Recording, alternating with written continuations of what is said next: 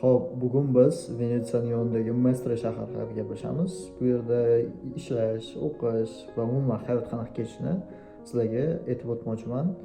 Va bu videoni olishimdan asosiy maqsad O'zbekistonda turib bu yoqqa kelmoqchi bo'lgan yurtdoshlarimizga sal bo'lsa ham foydali kontent ulashish. Chunki o'zim kelishimdan oldin o'zbek YouTube'ini qaraganimda umuman unaqa video topa olmaganman va o'zim birinchisi bo'laman. Here we go.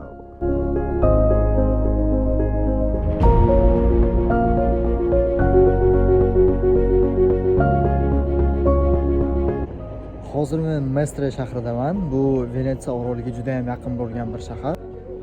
Va bu yerdan Venetsiyaga yetib olish juda ham oson. Bir necha daqiqalik yo'l xolos. Xolos degan so'zni ishlataman deb o'ylamadim ekan.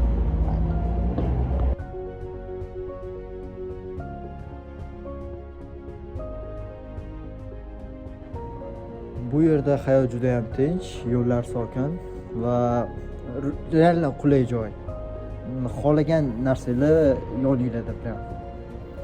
Kafe deysizmi, transport deysizmi, magazinlar bo'ladimi? Bitta minus tarafi bor. Magazinlar va ko'p mana bunaqa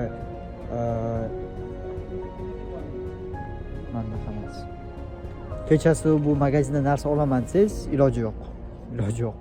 10 kundan beri qidirdik hamma yo'ni, urinib ko'rdik, lekin kechasi 8dan keyin, 8:30dan keyin eng oxiri 8:30dan keyin hech nima topa olmaysiz. Olib qolsangiz shu 8:30gacha olib qoling. Kameraga gapirishni unaqa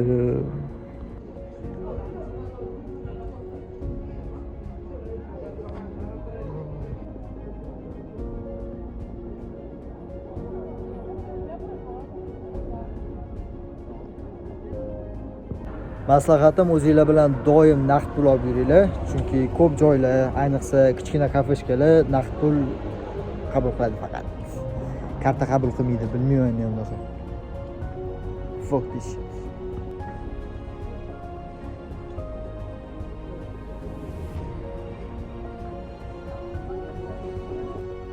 Umuman olganda Mestre sokin, tinch va xavfsiz joy derdim, lekin kechasi конечно же xavfli.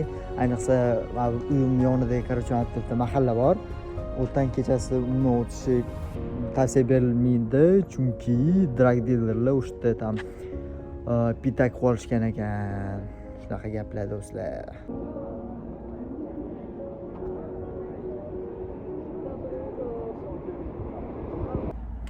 Xo'p, ob-havo haqida gaplashadigan bo'lsak, ob-havo hechkim o'zgaruvchan ekan bu yerda. Например, ertalab sovuq bo'lsa, ertalab deganda 10 larni nazarda tutaman, конечно, ertalab 6 amda по-любому hamma yerda sovuq bo'ladi. Xo'p, ertalab где-то 10-11 larda obedga yaqin, например, sovuqda, 3-4 larda уже isib ketishi mumkin. Nima deyish mumkin yana? Kamerani nima deyish mumkin? Nima gapiradi?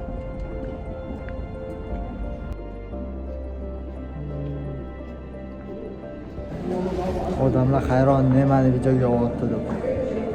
Menga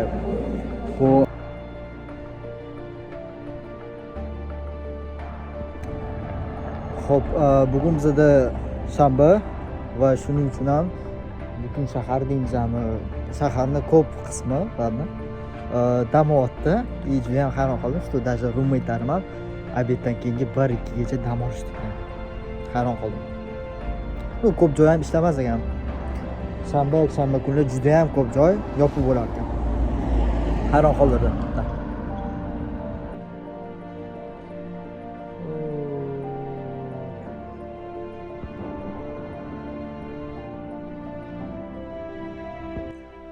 Ish masalasiga keladigan bo'lsak, juda ham очевидный. Agar italyan tilini bilmasangiz, ish topishingiz juda ham qiyin. Например, o'zim ham 2 haftadan beri qidiryapman. Hamma yo'lga borsam italyan tilini so'rayapti. Prям hamma yo'q. Shuning uchun agar nima deylardi? Working study qilib, hammasini balance qilaman desanglar, to italyanskini yaxshilab o'rganib, keyin kelaverasizlar.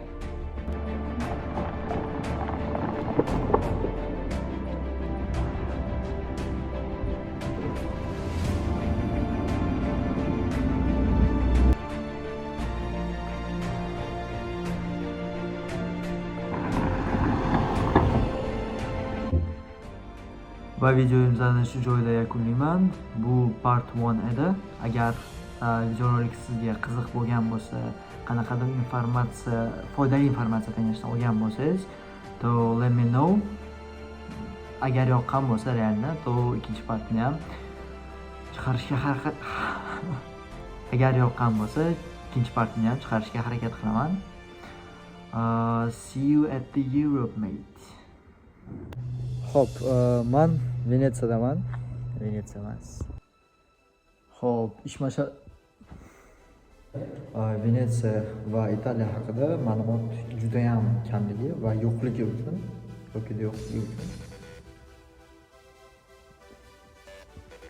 bu videoni olishga qaror qilgan edim. Xo'p, bugun Venetsiyada emasman, bugun Mestradaman.